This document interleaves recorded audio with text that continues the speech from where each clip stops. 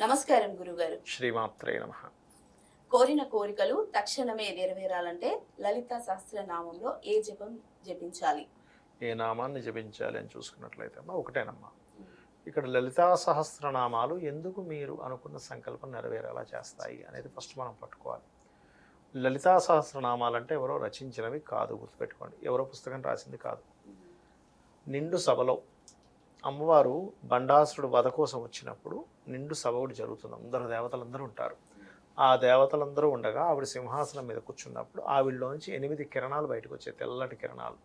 ఆ 8 కిరణాలు వసిన్యాది వాగ్దేవతలు అంటారు.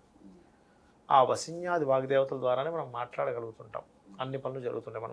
మన లోపల కూడా ఉంటారు వాళ్ళు. అయితే ఆ వసిన్యాది వాగ్దేవతలు ఆవిడలో నుంచే బయటకు వచ్చాయి కాబట్టి వాటిని అపౌరుషములు అంటారు. అంటే ఎవరో రచించింది కాదు, వేదముతో సమానము అని. ఇప్పుడు వేదమంత్రాలు ఉంటాయి సరే, వేదం అంటే మీకు ఐడియా ఉంది కదా. వేదమంత్రాలతో ఏదైనా మనం ఒక పూజ చేసామనుకోండి, అది ఖచ్చితంగా సంకల్పం నెరవేరుతుంది. ఎందుకు? అది కేవలం ఎవరు ఉట్టిగా రచించింది కాదు కదా, దానికి ఆ పవర్ ఉంటుంది, ఆ ఎనర్జీ ఉంటుంది.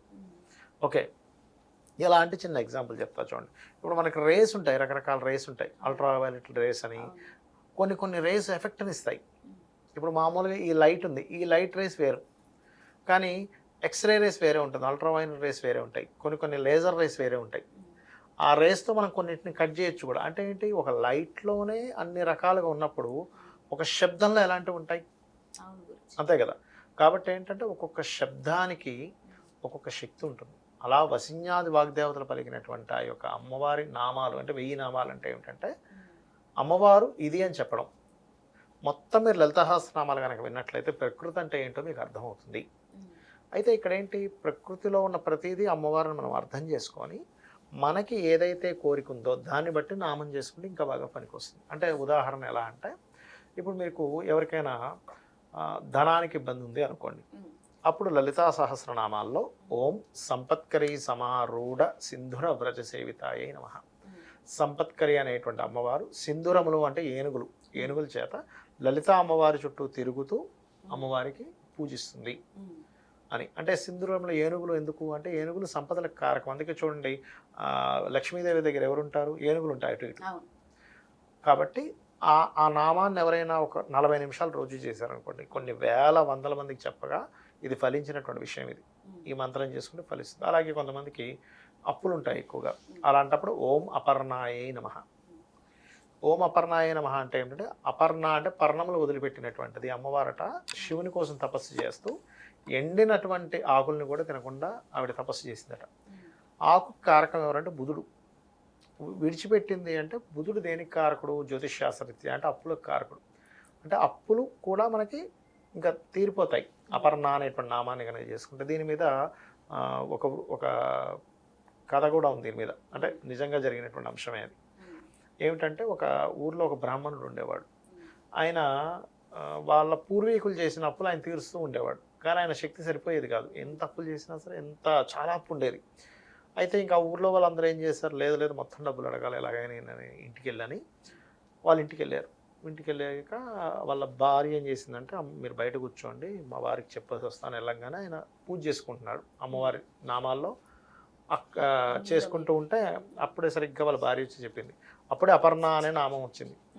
అప్పుడు అనుకున్నాడు ఆయన, ఏమనంటే, అమ్మ అపర్ణ అంటే అప్పులు తీర్చే తల్లిని కూడా అంటారు కదా, ఏంటమ్మా నాకు ఈ అప్పులు అని అమ్మవారితో అనుకున్నాడు. అనుకుని మళ్ళీ చెంపలేసుకున్నాడు, చిచ్చి నేను ఇలాంటి చిన్న చిన్న కోరికలు అడుగుతానా, అప్పులు తీరాలి, డబ్బులు రావాలి, ఇవా నిన్ను పూజిస్తే మోక్షం కదా రావాలి, చిచ్చి తప్పు అయిపోయిందని మళ్ళీ పూజ అంతా అయిపోయింది. ఆయన బయటకు వచ్చాడు. బయటకు వచ్చి మళ్ళీ ఇంకొంచెం సేపు సమయం కావాలంటే వాళ్ళని అడుగుతున్నాడు. ఇట్లా ఇంకొంచెం సేపు సమయం ఇవ్వండి అని అడుగుతుంటే వాళ్ళేమో, ఇంకా సమయం ఎందుకు, ఆల్రెడీ ఒక అమ్మాయి మీ ఇంట్లో నుంచి బయటకు వచ్చింది, ఇట్లా చిన్న పిల్ల ఒక పెట్టు పట్టుకొని వచ్చింది, వచ్చి మీ అందరికీ ఎంతెంత అప్పు ఉంది చూపించండి అన్నది, పలానా ఉందనగా అందరికీ ఇచ్చేసింది, కొన్ని డబ్బులు కూడా ఇచ్చేసింది. ఆ చీటీ చింపేద్దామంటే, లేదు మా నాన్నగారు వస్తారు, వచ్చి ఆయన చూశాక అప్పుడు చింపేదని లోపల పోయింది, ఒకసారి పిలవండి అమ్మాయి, ఎంత బాగుందో అసలు ఎంతో ముద్దు వస్తుంది, ఒకసారి పిలవండి అనగా ఆయన అక్కడే కూర్చుండిపోతాడు. అయ్యా నాకు అసలు పిల్లలే లేరు అయ్యా అంటాడు. అంటే ఏంటి, అమ్మవారు ఆ రూపంలో వచ్చి వాళ్ళ అప్పులు అనేది ఇచ్చింది. ఓకే, అంటే ఏమిటి, అద్భుతం అసలు. అంటే అంత శక్తి ఉంటుంది. నమ్మి గనక చేస్తే, మీరు ఏదైనా ఒక నామం ఉంది, ఇప్పుడు ఎగ్జాంపుల్ రక్షణ శక్తి కావాలి ఎవరికైనా అంటే, ఒక ఇన్సెక్యూరిటీ ఫీల్ అవుతున్నారు, ఓం శ్రీమాత్రే నమః.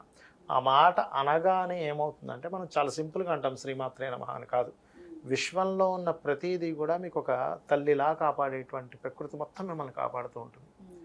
ఇవాళ రేపు చూడండి ఎక్కడికైనా వెళ్ళాలంటే అమ్మో అక్కడ ఏమవుతుందో అది ఇది అంటుంటారు కదా, శ్రీమాత్రే నమః అద్భుతంగా పనిచేస్తుంది. అలాగే ఓం శ్రీమాత శ్రీ మహారాజ్ని శ్రీమత్ సింహాసనేశ్వరియే నమః అని చేసుకున్నారనుకుంటే ఎవరికైనా ఉద్యోగ సంబంధ సమస్యలు ఉంటే పోతాయి. ఇంకోటి ఉంటుంది ఓం మాణిక్య మకుటాకార జానుద్వై విరాజితాయే నమః. ఇది కూడా కెరియర్లో గ్రోత్ ఇట్లాంటివన్నీ ఇస్తుంది. ఇలాగా లలిత సహస్రనామాల్లో 1-2 నామాలను కాదు, చాలా ఉన్నాయి.